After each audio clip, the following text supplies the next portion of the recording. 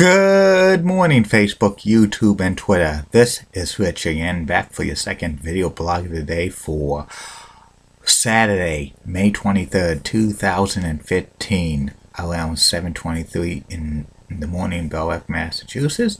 This video blog is going to be about a tribute to former WWE superstar, the late, great Rocket, the King of Hearts, Owen Hart.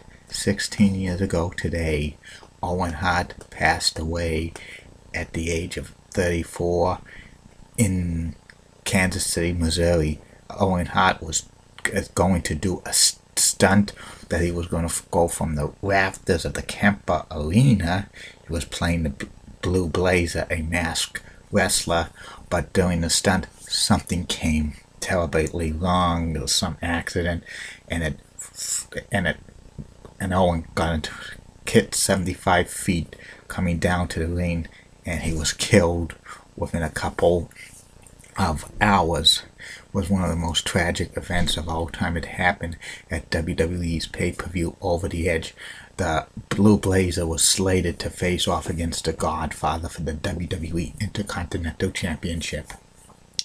Owen Hart was born on May 7th, 1965 in Calgary, Alberta, Canada. He was the youngest of 12 children to Stu and Helen Hart, and Owen was the baby of the Hart family. All of his brothers became wrestlers, and all of his sisters married wrestlers. Owen Hart was born into a wrestling family.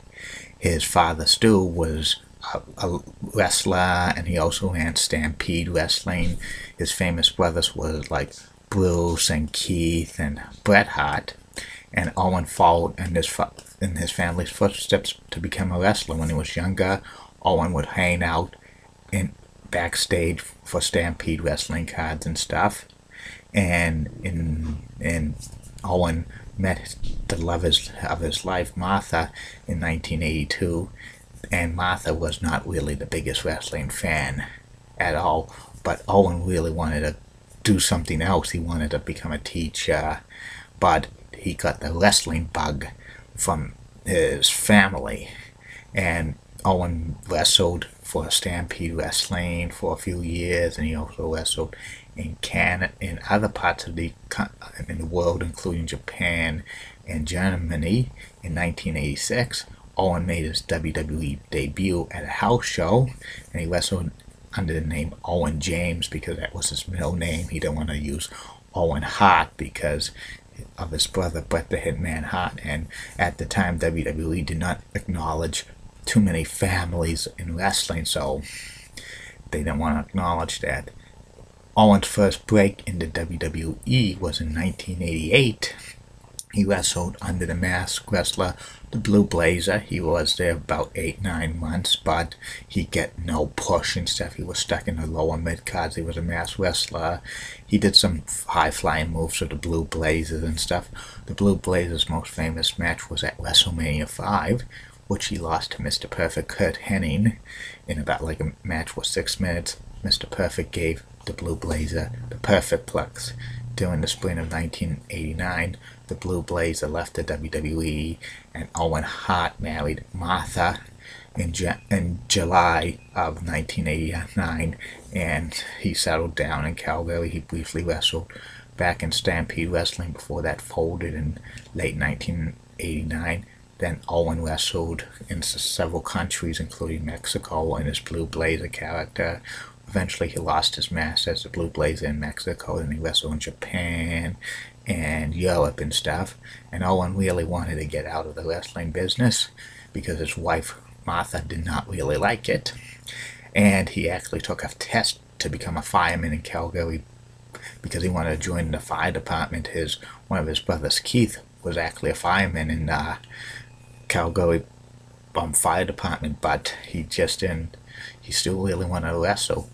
Owen briefly wrestled in WCW in 1991. He appeared on television a few times and stuff, and WCW liked Owen so much they offered him a contract, but but at the time, WCW kind of had a policy that all the wrestlers who were contracted by them needed to live in the greater Atlanta area. That's where WCW was based, and Owen Hart didn't want to move to Atlanta because he had roots in Canada and stuff, even though he was a dual citizen of the United States and Canada, because his mother Helen was born in the United States, so he was considered a dual citizen. His wife Martha was needed to get a green card to come in, and she didn't want to, so he quit WCW. And in late 1991, Owen Hart wrestled, came back to the WWE, and he formed a new foundation with Jim the Anvil Neidhart. It was a few months. They got a decent push, but Jim Neidhart got fired. Then Owen Hart teamed with Coco Beware, and they were high energy. It was a mid-card tag team that lasted several months, but they got no push in that. Backstage, Owen Hart was getting frustrated with being a mid-carder. He actually applied for a job as a customs agent in Canada for Calgary. He was saying that he loved wrestling, but he wanted a career that had more stability and stuff, because at the time wrestling wasn't being stable for him. And Owen Hart was like, they denied his application, and Owen Hart was very mad. He was injured for most of 1993 with a knee injury, but this is around the time when Bret the Hitman Hart, who was WWE champion, he lost it, but he was one of the top players in the WWE, suggested an angle to do with Owen. They wanted Owen Hart to turn heels to be jealous of his brother, Bret the Hitman Hart. And originally, the booking plans for that was Pat Patterson was going to use his Bret's older brother, Bruce, as the one who was jealous of Bret, and Owen was going to be defending, like, Bret's honor. Like, Owen was supposed to maybe wrestle Bruce at Royal Rumble 1994. Bruce would beat him easily, and then WrestleMania 10 was going to be Bruce and Owen Hart, but like, Bret just didn't want that. He finally convinced Pat Patterson was a booker to do the brother versus brother angle with Bret and Owen, and Pat reluctantly agreed, and this angle started at Survivor Series 1993, which, you know, Owen Hart like pinned two of the masked wrestlers, the Black Knight, the Blue Knight, and the Red Knight. It was going to pin Shawn Michaels, but like, Bret was hogging it. He bumps into Bret, and then Owen gets mad and stuff, and Owen throws Bret in the thing, and then they patched things up. They were supposed to, they had a match at Royal Rumble 1994 with the Quebecers for the WWE Tag Team titles. The match was pretty good, but the ending had Bret suffered a knee injury, and the referee had to stop the match, and Owen kicked Bret's leg, turning in the middle, and says, see, and Owen at the post-match interview says, you could attack me and brother and stuff like that. You're so selfish. And it was the start of Owen Hart's heel turn, which just catapulted him to become like a top star in the WWE. He had a long feud with his brother Bret, and Owen beat Bret at WrestleMania 10 the same day that Bret Hart won the WWE Championship. Owen and Bret Hart did great business on the house show with their feud. They had some great matches. Eventually they had some marathon matches, and then they had some like steel cage matches, especially in 1994 at SummerSlam, which was one of the most famous cage matches of all time. And Owen and Bret's feud continued on to 1995. Owen Hart cost Bret Hart the WWE Championship at Survivor Series 1994, and the No Holds Barred match was awesome. Backstage, Owen Hart was the king of ribs, and he loved to pull ribs on various WWE superstars and officials and stuff like that. And in 1995, Owen Hart went to the tag team ranks at WrestleMania 11. He teamed with Yokozuna, and they beat Smoking Guns for the WWE tag team titles. They had about 6 months reign with the titles. They defended against the Smoking Guns and Razor Ramon and Savio Vega and the Allied Prowlers, Lex Luger, and and the British Bulldog Davey Boy Smith, but eventually they lost it back to the Smoking Guns. Originally they were going to lose it to Big Daddy Cool Diesel and Shawn Michaels, but Owen Hart missed the match. That was the storyline, but and like the British Bulldog Davey Boy Smith took his place, but Owen Hart came in at the end, and Diesel jackknifed Owen Hart, but he was illegal in the match. So the Owen and Yokozuna got back the WWE Tag Team titles, but they lost it to Smoking the Guns.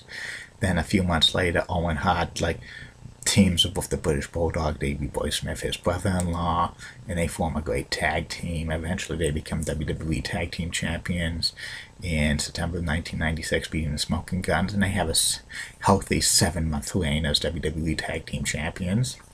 Around this time, like in March of 1997, Bret Hart turns heel, and he eventually reunites British Bulldog and Owen Hart, and they become the new Hart Foundation faction.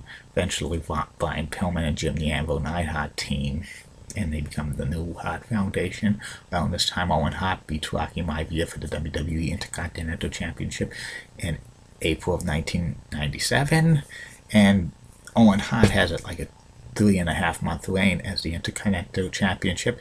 He starts a feud with Stone Cold Steve Austin, and they had a match at SummerSlam '97, and it was a great match. But towards the end, the Owen Hart delivers the Tombstone Pile Driver to Stone Cold Steve Austin, and it was a botch move. Temporarily, Austin got paralyzed, but Austin at the end of the match rolled up Owen Hart for the 1, 2, 3. It was amazing that Stone Cold could pin Owen Hart, but that was the planned ending of the match. Austin becomes WWE Intercontinental Champion, but Owen Hart mocks Stone Cold Steve Austin, saying, "Owen's 316, I just broke your neck," and stuff. That was a great angle. Austin forfeits the IC title. Eventually, Owen regains it in the tournament, beating Farouk at Bad Blood 1997, and then Owen and Stone Cold continue to feud, and they have a match at Survivor Series 1997, and Austin beats Owen to regain the Intercontinental Championship. But that was the same night the infamous Montreal screw job, which Bret Hart was screwed out of the WWE title with Shawn Michaels.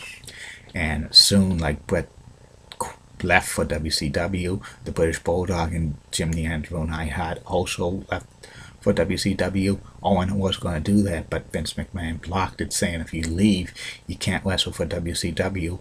And Owen was in a pickle because he had a family support, his wife Martha and his 2 kids, which was Oge and Athena. He had to think of them first, and he reluctantly agreed, and Vince McMahon upped his pay to over $400,000 or $500,000.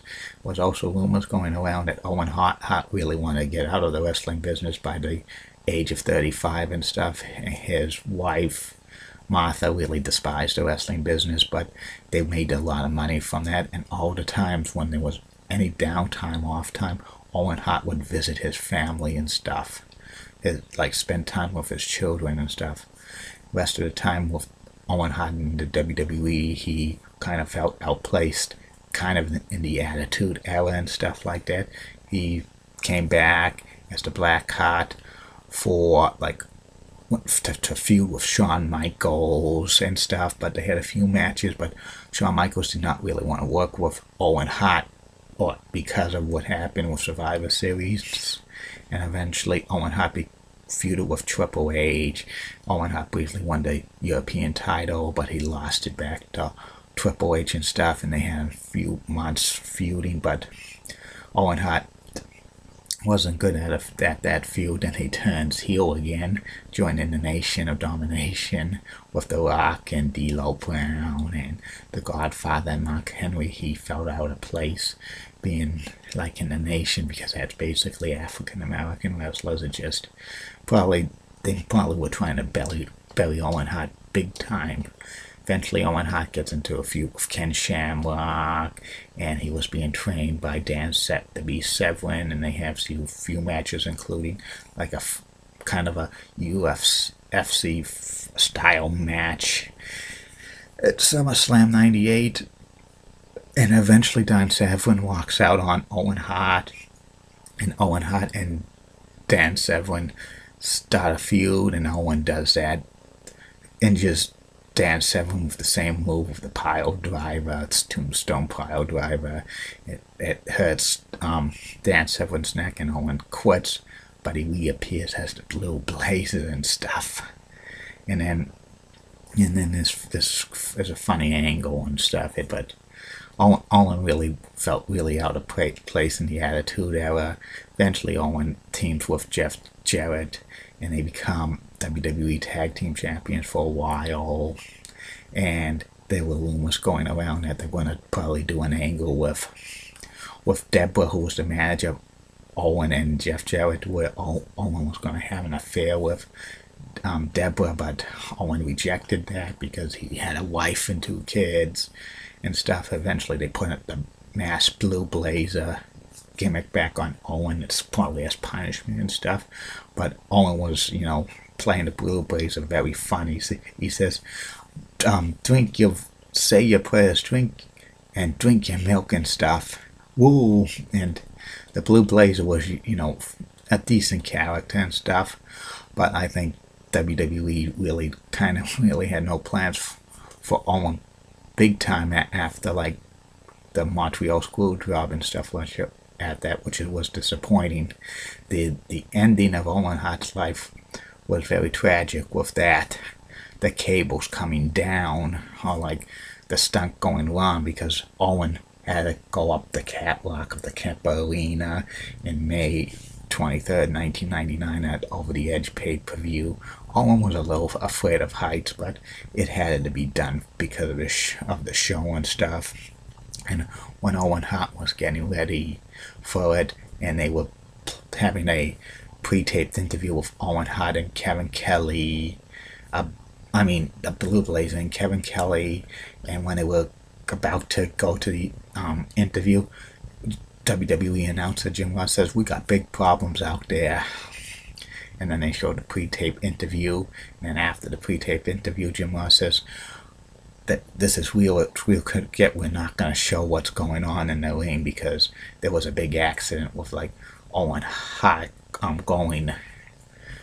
being hurt severely and stuff, because Owen Hart took a 75-foot drop from the rafters over to the ring side area.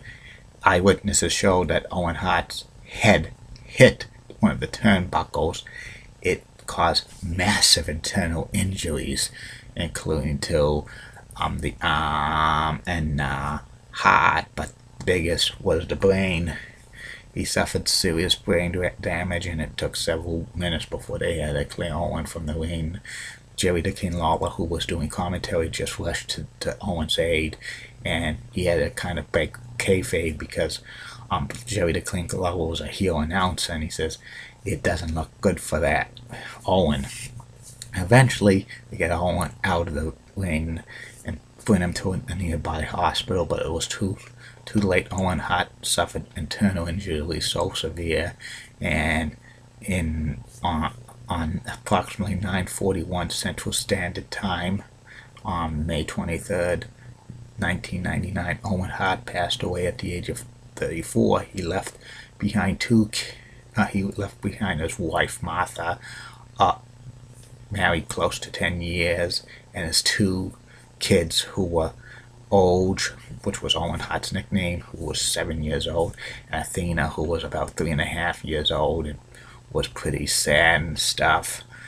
It was one of the most saddest things in professional wrestling history. A lot of fans said they should have stopped the pay-per-view about when Owen Hart got severely injured. There was questions about that, but Owen probably would have wanted the show to go on and stuff. And then they have like Owen's funeral the next week, and towards the end of May they stopped like WWE house shows for about 2 weeks, because of Owen Hart's death and stuff like that. And Martha, his widow, sued the WWE for wrongful death, and eventually they settled out of court, and Martha got a big payday, an undisclosed amount for for it. And Owen Hart's legacy is probably he was one of the greatest performers of all time in the WWE. His heel run was great and stuff. He was he was a very well respected. Not one bad thing to say about Owen Hart and stuff. And one of these days, I hope Owen Hart finally goes into the WWE Hall of Fame. That might be next year.